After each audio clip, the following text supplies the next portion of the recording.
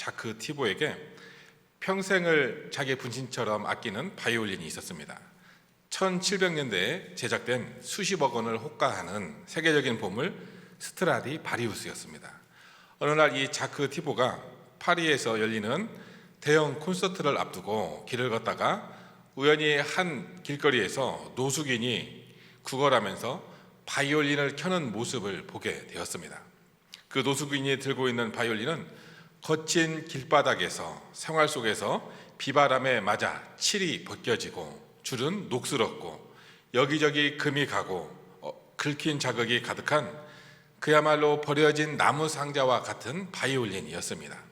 노숙인의 거친 연주 소리 역시 지나가는 사람들에게 눈살을 찌푸리게 하였습니다.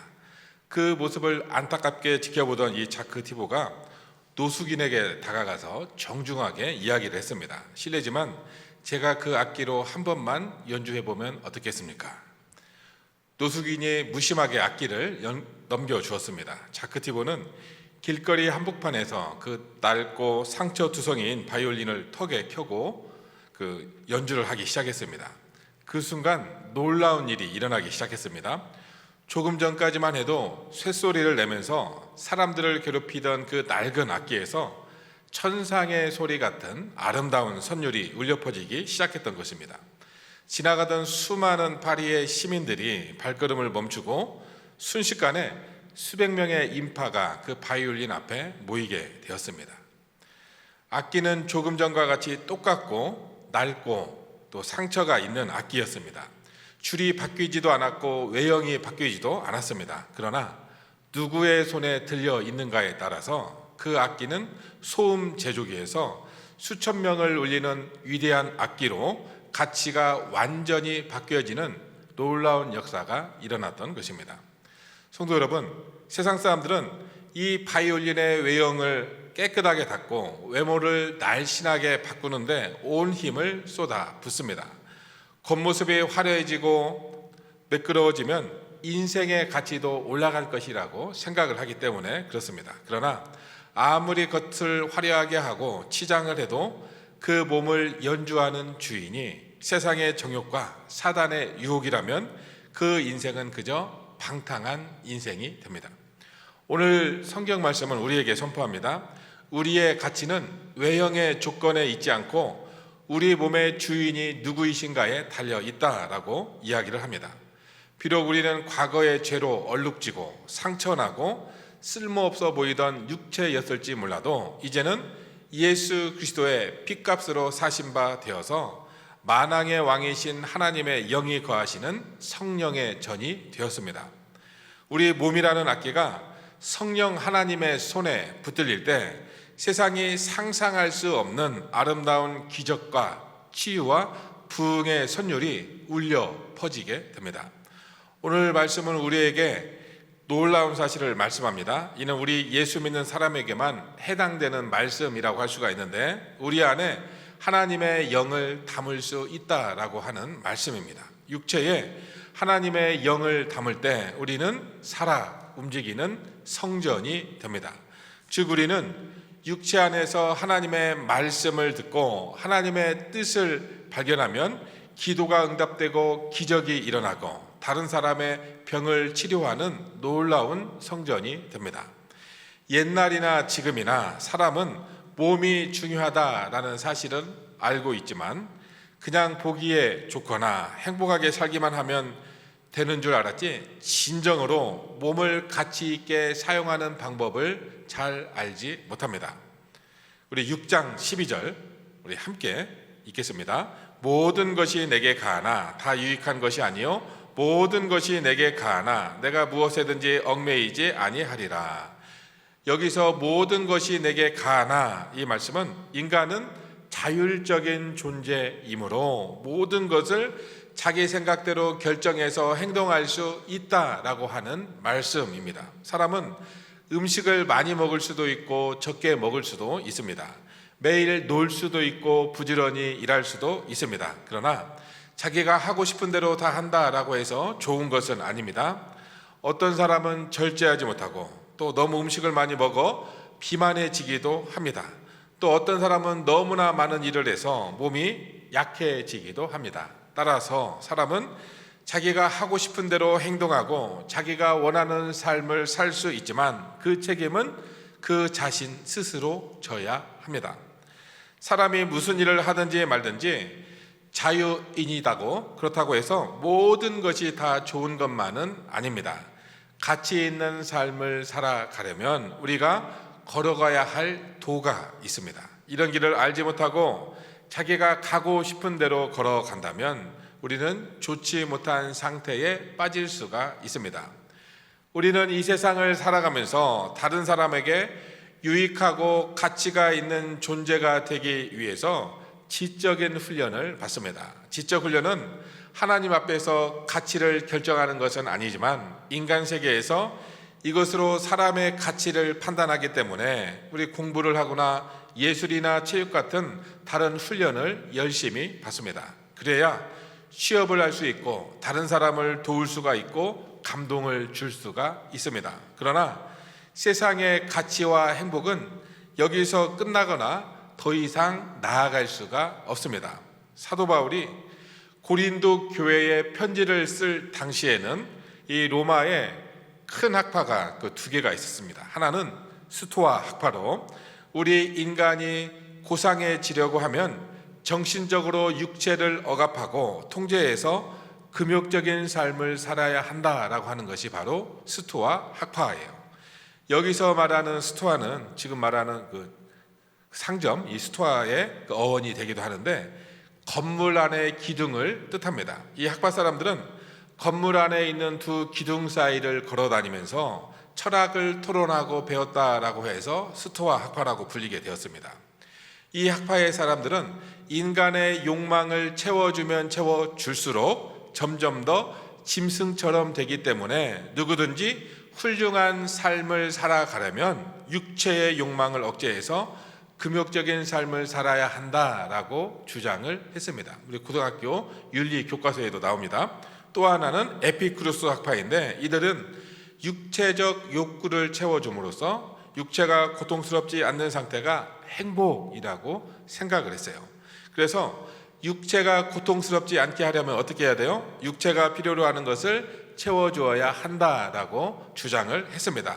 즉 실컷 먹고 또 육체의 정욕을 채우는 것이 바로 행복이다라고 주장을 하고 있습니다.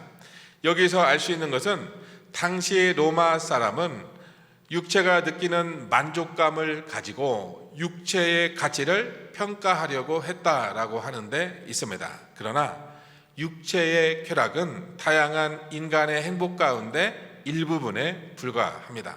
사람은 이 세상에서 딱 한 번 살다가 죽는데 가치 있는 삶을 살 수 있는 방법을 찾고자 열심히 노력을 합니다.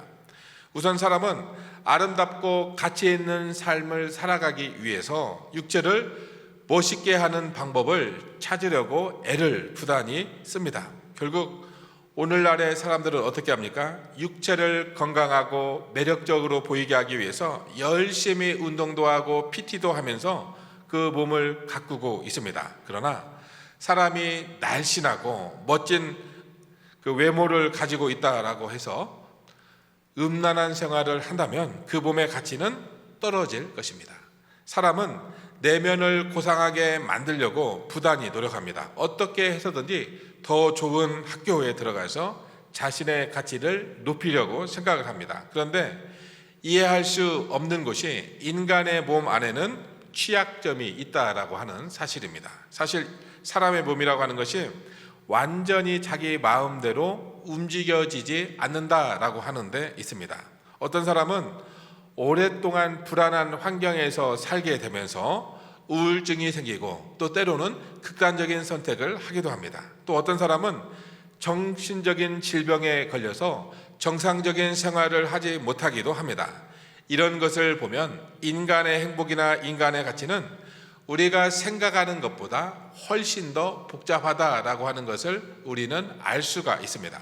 여기서 우리가 알아야 하는 것이 있는데 인간의 행동은 자유이지만 자신의 가치나 행복을 높이려면 자신이 하고 싶은 대로 한다라고 해서 그 가치가 높아지는 것이 아니라 바른 길이 있고 올바른 방법이 있다라고 하는데 있습니다.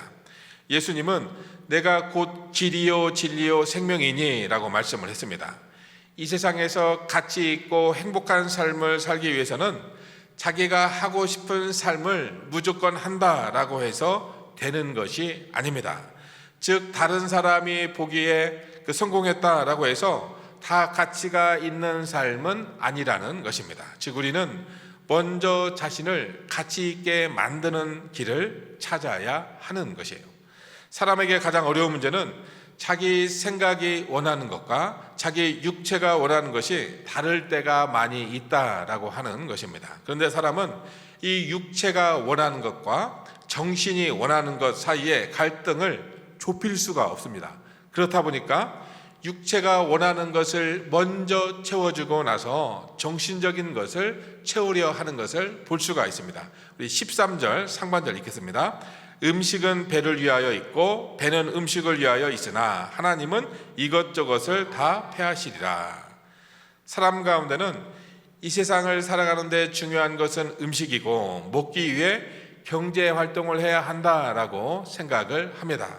사실 학생들이 밤낮 없이 공부를 하고 또 취직 시험 준비를 하는 것은 경제 활동을 하기 위해서인데 우리가 쉽게 말하는 돈을 벌어야 먹고 살 수 있기 때문에 그렇습니다.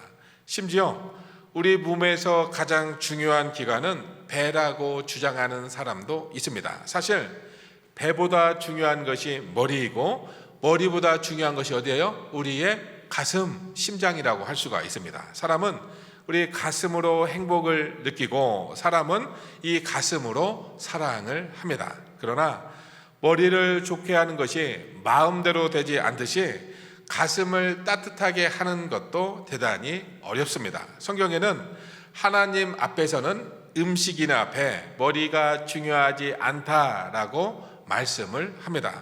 사도 바울은 자신이 마음으로 원하는 바는 하지 않고 자기 마음에 싫어하는 죄를 행한다라고 고백하면서 오라 나는 곤고한 사람이로다. 누가 이 사망의 몸에서 나를 건져내랴라고 로마서 7장 24절에서 말씀을 합니다. 바울은 이 몸을, 우리 몸을 사망의 몸이라고 표현을 합니다.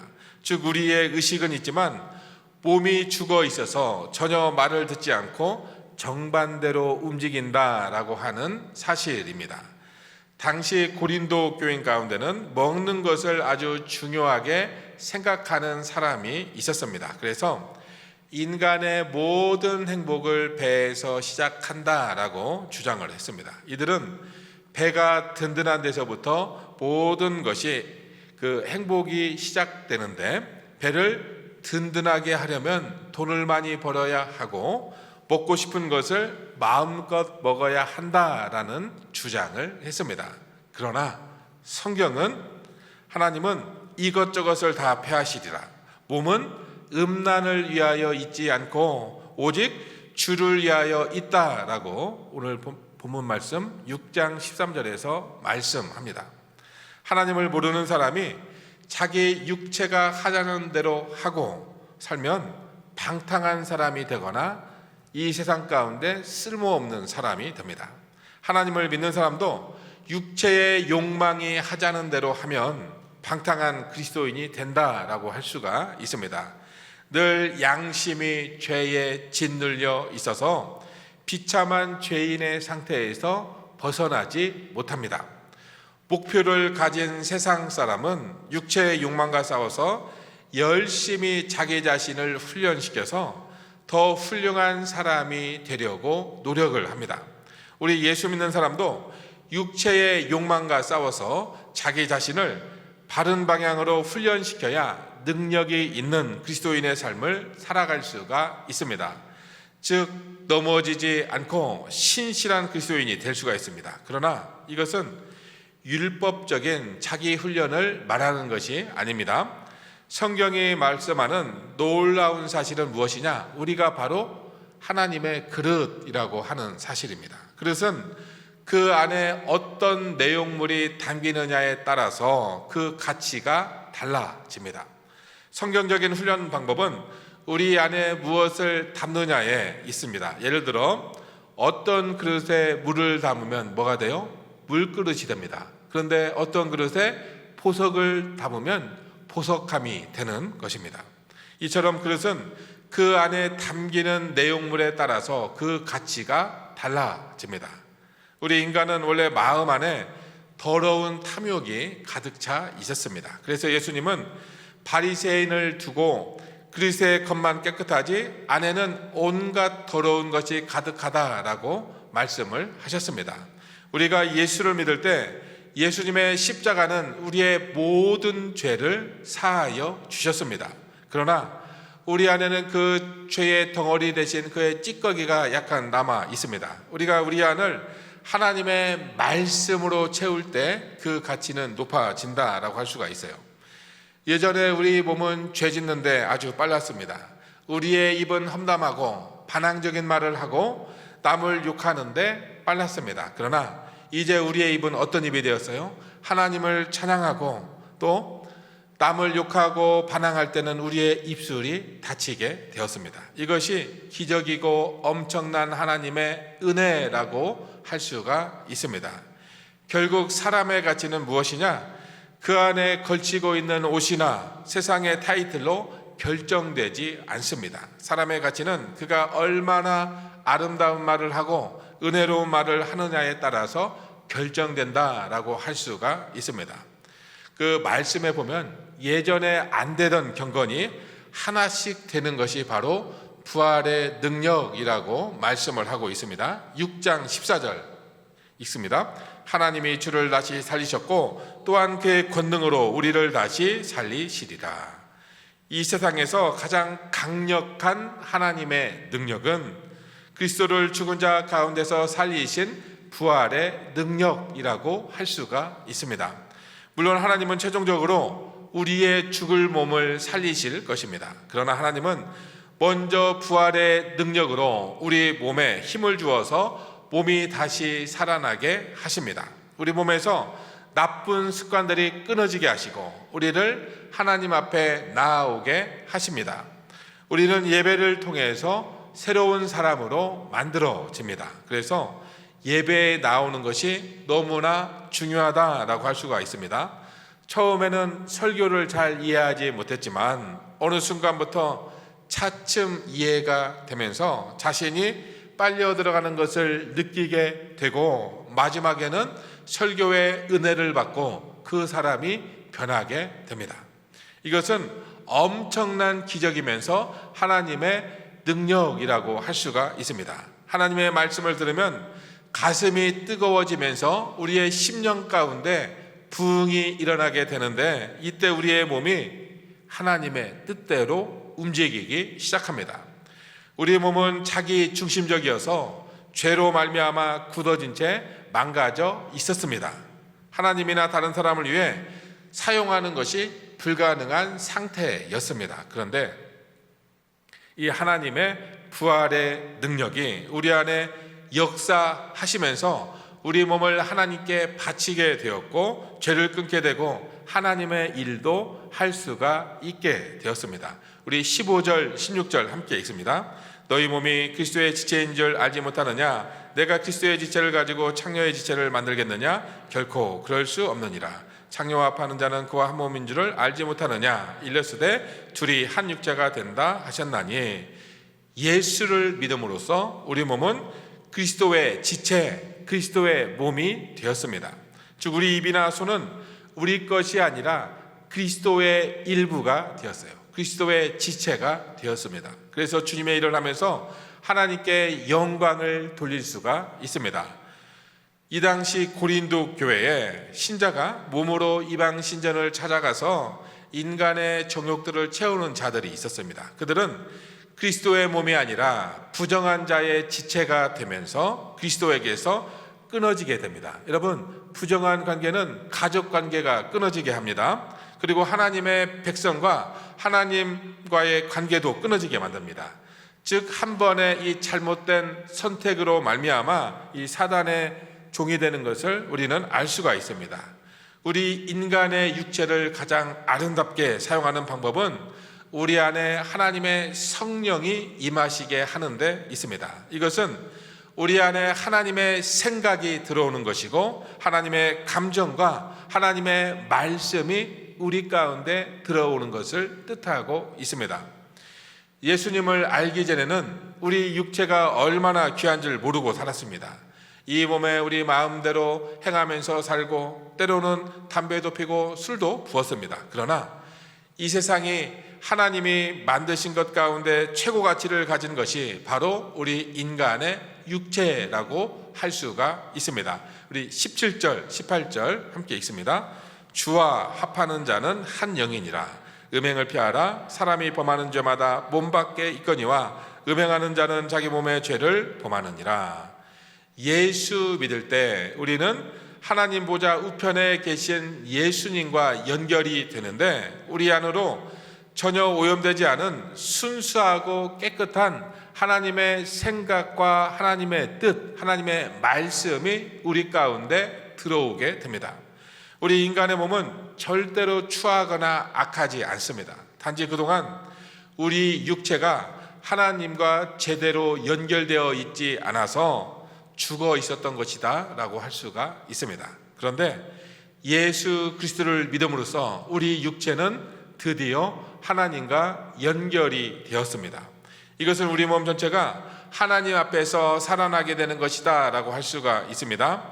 오랫동안 등불이 들어오지 않던 어두운 마을에 불이 켜지면 그 마을이 환해지고 살아나고 활기가 생겨나게 됩니다.